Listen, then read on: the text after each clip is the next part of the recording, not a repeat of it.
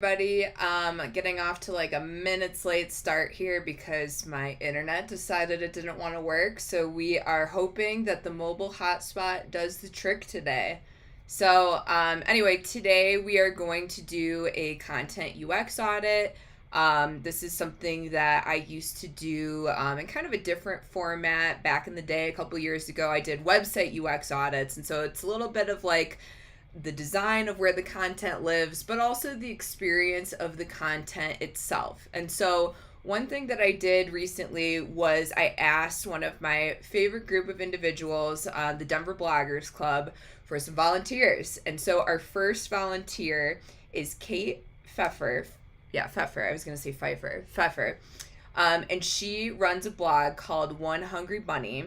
And so she came to me with this request. So I'll read it for you both so that you understand the perspective that I'm going to take going through this UX audit, as well as to kind of remind myself like what the point of what we're doing today is. And so she says, I'm trying to figure out my niche, which is plant-forward nutrition, and feel like my focus on my site is confusing. I do telehealth as an RD, registered dietitian, on the side, and enjoy doing recipes while also doing full-time clinical RD work at a rehab. Please help.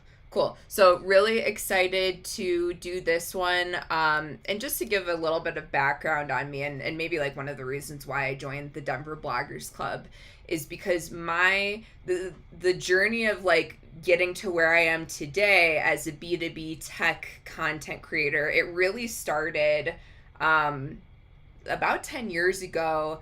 I had just graduated college. I had worked on the student life blog at my school. That was part of what I did there. I was also a web designer, so kind of, different sides of my brain. And I got a sales job right after I graduated. For me, the goal was always to use it as a foot in the door for a marketing job. And when that wasn't happening as quickly as I wanted to, I decided to start a blog, a lifestyle blog, a Chicago blog, which represents, that would allow me to sort of test out different digital marketing strategies. It allowed me to kind of have like a journal and an outlet as, a young professional in the city, living on a budget, trying to have fun. And so I had that blog, and then I moved to Denver and I kind of like rebranded it slightly. And then, now it's more or less defunct as I focus on other things. But that's what led me to the Denver Bloggers Club. And really, one thing that I think is really cool just about bloggers in general, outside of like the B2B business world, is that they're just very scrappy, creative, driven individuals. A lot of the bloggers that I've met through the Denver Bloggers Club have given me a lot to think about. And so I just wanted to kind of bring that perspective into what we're doing today. And also, I just want to make sure that it's saying that it's live, but I got to double check my LinkedIn setup here. Okay, we're good.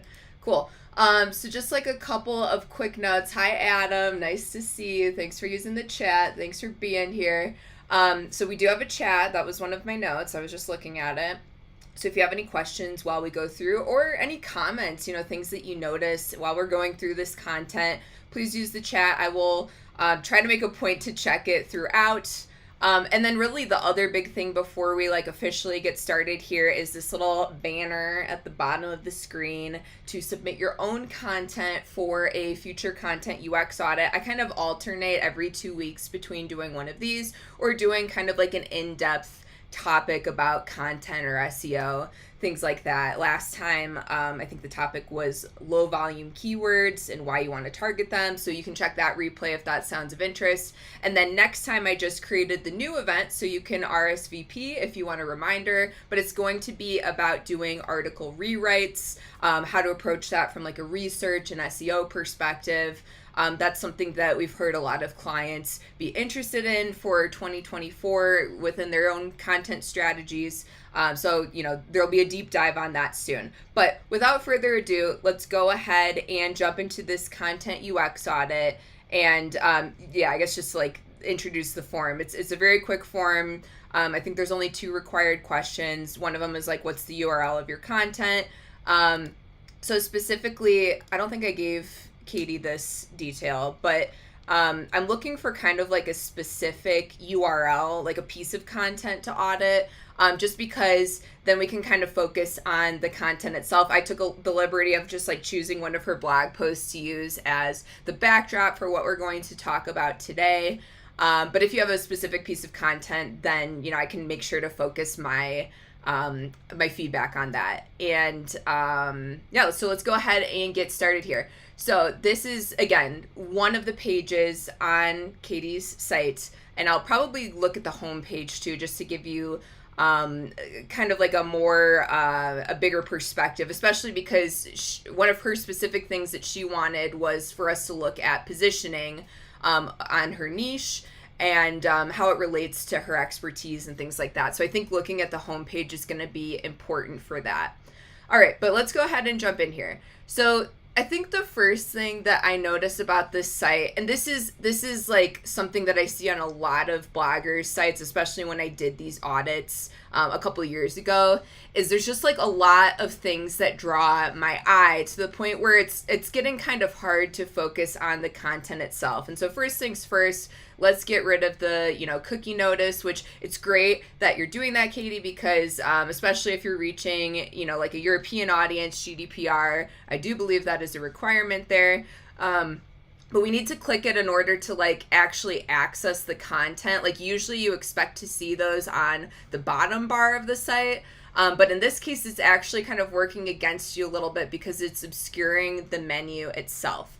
So that would be my first suggestion, would be to move that down.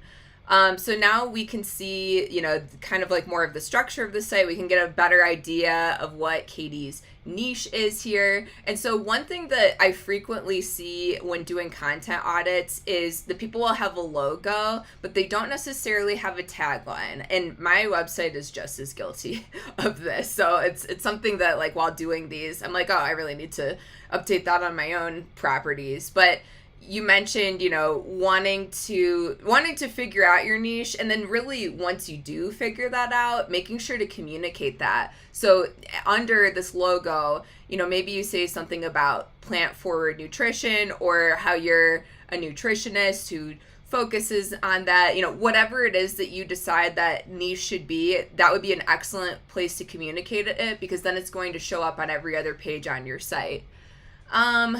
Let's look through. I don't necessarily have many other comments about the top bar yet. I mean, this is, from what I can tell so far, primarily like a recipe site. So I would expect to see something up in the top bar like recipes, and maybe even a further drop down of different categories and things like that. So I think that's what's missing in terms of like what the main pieces of this site are. But yeah, no other like huge comments up there.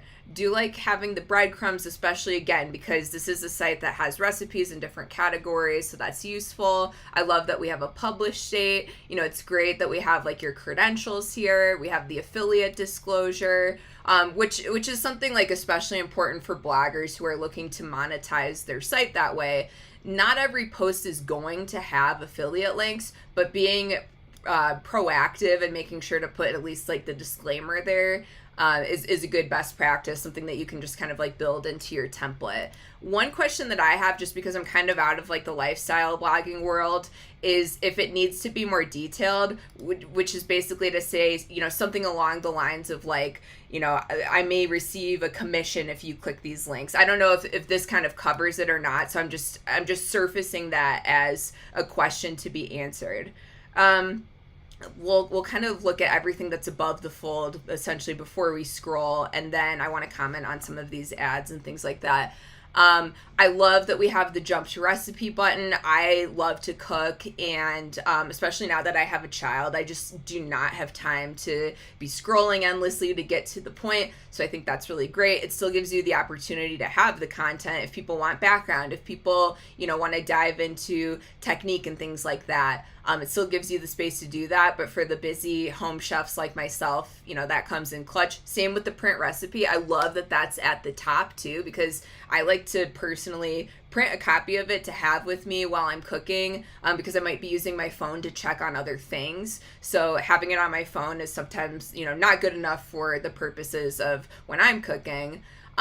Questioning maybe the leave a review button up here, especially before they have a chance to interact with the recipe. So I might suggest getting rid of that or moving it.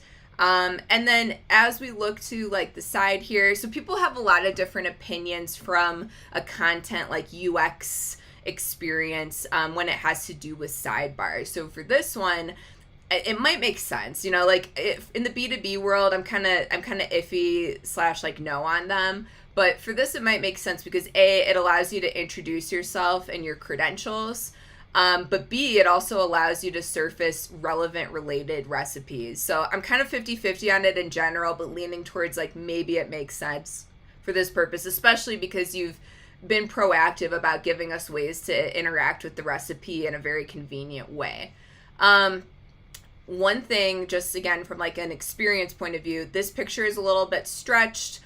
So just kind of like a reminder to go in and make sure that it's properly optimized for whatever this like size frame is, stuff like that. It's one of those things that like your eye catches, and someone like me, because I do these types of things often, or at least I did them a lot in the past, it's going to be really easy for someone like me to like pick up on that and recognize what's going on. But the problem, I think, sometimes when it comes to the content experience is when people don't consciously recognize that and they're like, oh, something's a little bit off, but I can't put my finger on that. And this is one of those things where unless you're looking at it critically like I am, you're not going to necessarily like know what's wrong, but you're just going to like have that feeling in the back of your head, and that's a problem. Okay. So yeah, so I mean, you like introduce your credentials, you talk about plant forward. So that's great. That's something that people will see like as soon as they hit the recipe. Cool.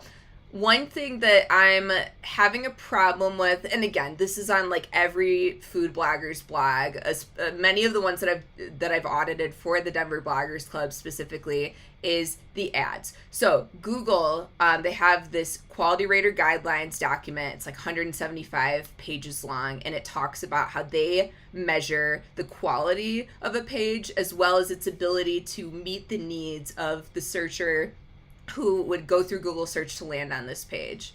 But it's a good thing. It's a good document, I guess, in general, whether you care about SEO or not, because it's about how users interact with content and how they judge satisfaction, essentially.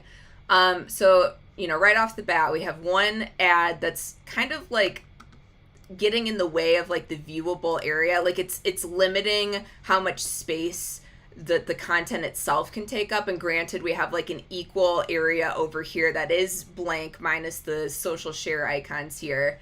But it's like without this, we might be able to take up more of the like viewfinder space with the content itself, especially because it is content that people are going to be reading and interacting with, possibly more than like another like general blog post that they're just skimming through. This is one they have to use to create something, and we already have the sidebar.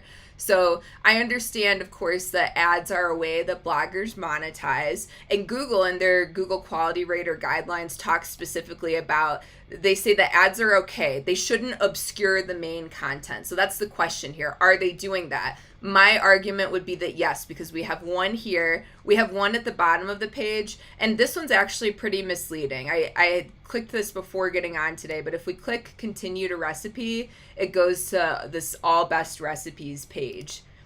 So it's confusing, and that's something that Google might actually penalize you for, Katie, because it's not like fulfilling the promise of what we think it is, which is like the jump to recipe button is what I'm assuming. It's sort of like copying in a way, and sort of taking over. It's like pirating it in a way.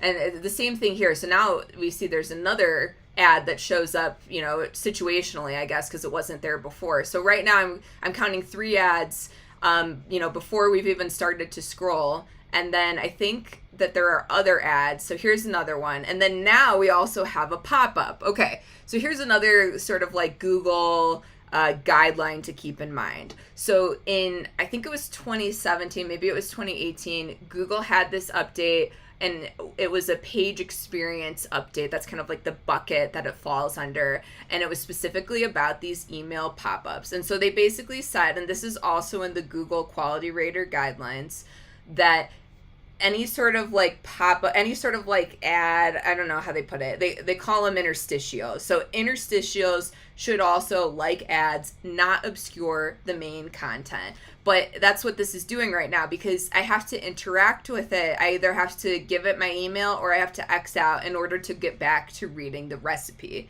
So this is something that could impact your ability to rank in relevant search. There's better ways to do it. In fact, you've done it on here already, which is having an inline way to subscribe to emails. So this is a better way to do it. There's some other things you could do. You could have like a welcome bar that sits at the top of the page, but doesn't get in the way of interacting with the content. So just a couple things to keep in mind. But back to the point of ads, I mean, we're at what? That's like probably the 5th one now. Just going through. Now we have another pop-up over here it's kind of, what's the word I'm looking for? It's like, again, it's in this sidebar space, which we've talked about being important, right? It's something that you either probably, if it's like B2B content, you maybe don't want to have it, but for this specific use case, it makes sense, but we don't want to overcrowd it with too many things to think about. And I think that having another email pop up here is maybe a mistake, because it's too many places for my eyes to look. And then as we get to the bottom, I'm guessing these are ads too, but they're not loading, so that's confusing. And then since we're on the topic of email sign-up forms, generally speaking, the less things that they have to interact with, the more likely they are to convert in terms of signing up. Asking about their specific interests would be something great for a follow-up email after they're subscribed. So keeping it simple is great. I think it's totally fine to have multiple reminders of, trying to get them to sign up for the newsletter, but you want to be very strategic about it. So then we have these social share buttons. We have these other ones. I don't know how I feel about listing them twice. If this one's still scrolling, I feel like this might be overkill. Like maybe, it fades out at some point and then this is like the final reminder. So that's just a thought. I do like that you have, like related recipes. You also have more from the same category. Although, now that we're maybe getting more into like the content experience side of things, it's like, why would I also like these? Like, what is it about these recipes that relates to the one that I'm looking at? So having some sort of guidance for that could be useful. Otherwise, maybe it is mostly focused on similar category stuff. And then again, we're seeing some of these like stretched photos here. So that's another thing to keep in mind. Here's another ad. It's just kind of taking away. Here's another ad. It's taking away from the experience of reading the content and really like showing off your experience. One other thing I'll say before we look at like the content itself is you have your About Me in the sidebar, but if you didn't want to do a sidebar, you could also have an author bio at the end of each article, and you could also probably take up more space because, it wouldn't be competing with the content of the page. So that's another thing to think about if you did want to make this take up a bigger space. But again, I don't think that the sidebar is like a yes or no necessarily. It's whatever kind of works for this type of content. And yeah, again, so we have like popular here. So I feel like, sorry to Blair Witch Project you all here with the scroll, but instead of you might also like, maybe it's like, these are popular. But again, whatever's driving, you may also like here, like label it, give it a name. Okay, maybe it's like stuff that people click on after they view this page, but why would they also like it? Give it a label. Okay, so I chose actually this particular piece of content because I've been making a lot of overnight oats myself these days. Is something to try to get a lot of protein in and something that's easy to make, ready to go. So I'm going to look at this kind of from the perspective of like the Blogsmith style guide. So this is all personal preference. Every blogger has their own way of writing. I'm not trying to say that my way is better. I'm just going to give you some guidelines that have helped us to create like really just like clear, concise, whatever content. One thing I'm noticing is a lot of exclamation points. It's probably fine for more of like a personal lifestyle blog. But in B2B tech, we definitely try to avoid having too many of them. So that's just like a really little thing. I think another thing too, and I say this probably about almost every site that I review, is just find ways to break up the text. Create white space. Our guideline is that like a sentence or a paragraph shouldn't be more than like 3 lines. A sentence shouldn't be more than 2 lines. Using things like bullet points or numbered lists is also another great way to do it.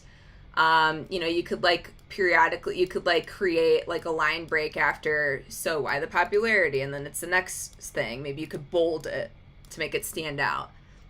Let's keep looking. Another thing that I noticed is, this is just like a note about consistency. And again, this is really easy to do when you have a team of editors, right? It's a lot harder to do when you're a blogger who also has like a full-time gig like Katie does. So this is getting real nitpicky, but it's just for the sake of giving the complete audit. Consistency. So like after you have like a list here, right? Container, main ingredient, sweetener. Some of them have this like dash, some of them have a colon, and so it's like being consistent with which you use, how much spacing is around it, and then also this would be a good candidate for maybe using some bullet points to bring it together in a nice way, create that white space. Yeah. I love all the pictures that Katie uses. It kind of like brings the recipe to life. We see it from some different perspectives. We can see the ingredients. It looks really fresh. It looks really delicious. So you could tell, the level of care that has gone into creating this. One thing, and this would definitely like make this harder to do, but one thing that I always like to see with recipes is like different ways to interact with it, because everybody learns a little bit differently. And so it's like, okay, maybe it's having like photos that are step by step. First I add, the liquid, then I add the oats, then I add the mix-ins. And so it's a picture of like how it expands each step. Either that or even like a quick video doing kind of the same thing, but just different types of media and mediums. It brings it to life. Okay, so then getting down to the recipe. And I guess the other thing that I was going to say is like, it kind of like breaks this recipe down into some like nice stuff outside of the recipe. I like to have the context when I want it.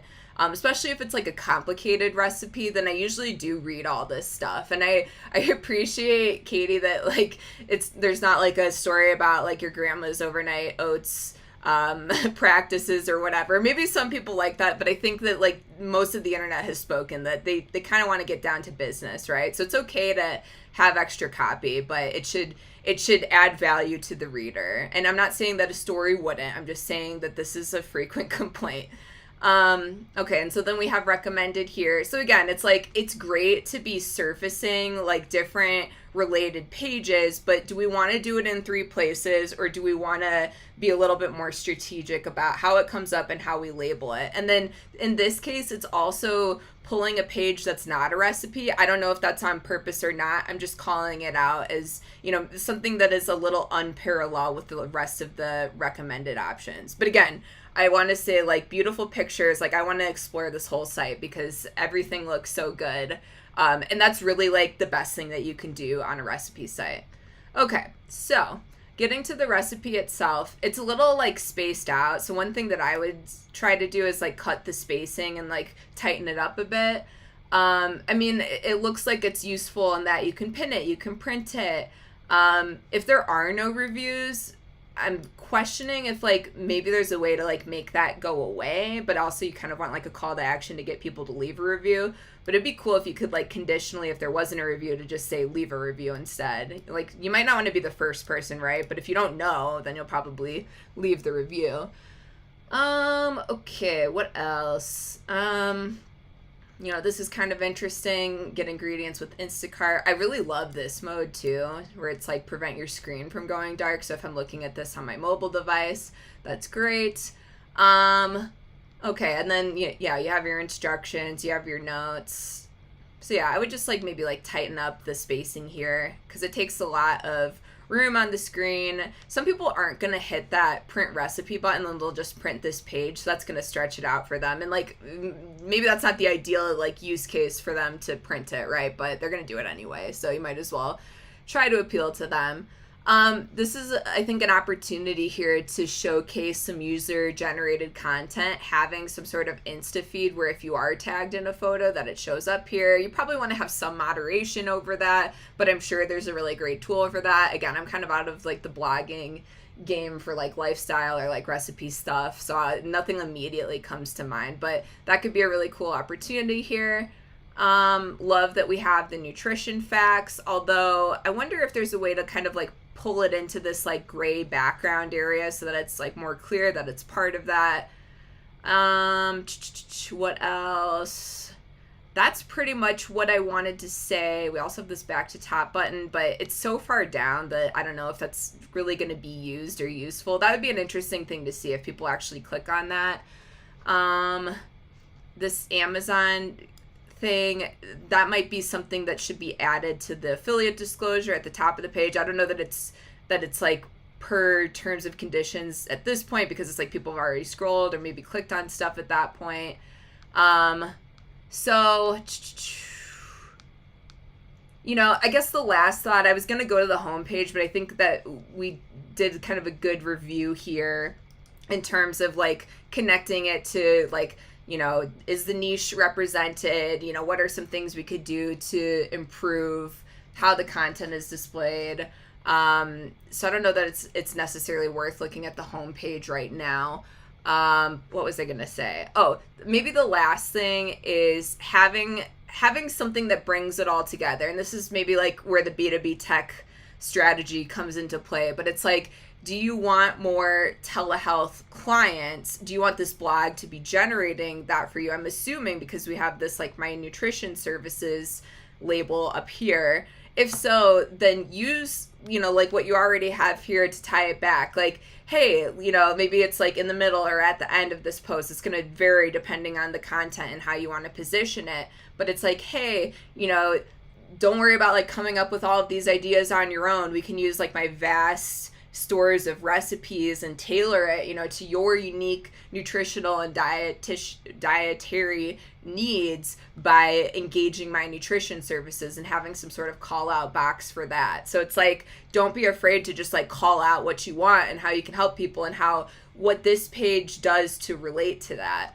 So I think that's what I've got for today. So let me go back to the camera here. And just to remind you that, again, I would love to do this for your content. You can use this link at the bottom, which is blogsmith minus the vowels.tips/content UX, whether you're a blogger, a lifestyle blogger, or B2B blogger, or maybe none of the above. I love kind of like doing these teardowns, you know, looking at pages, looking for opportunities. Also, of course, commenting on what's going really well that you don't want to change. So, yeah, I would love to do yours in the future. In the next one of these live streams 2 weeks from now, we're going to talk about article rewrites and give you some like really tangible things that you can do to be effective with those. But then the one after that, which will be 2 weeks after that, will be another content UX audit, and I would love to feature you. So thank you so much for joining me today, and I hope you have a beautiful rest of your day, and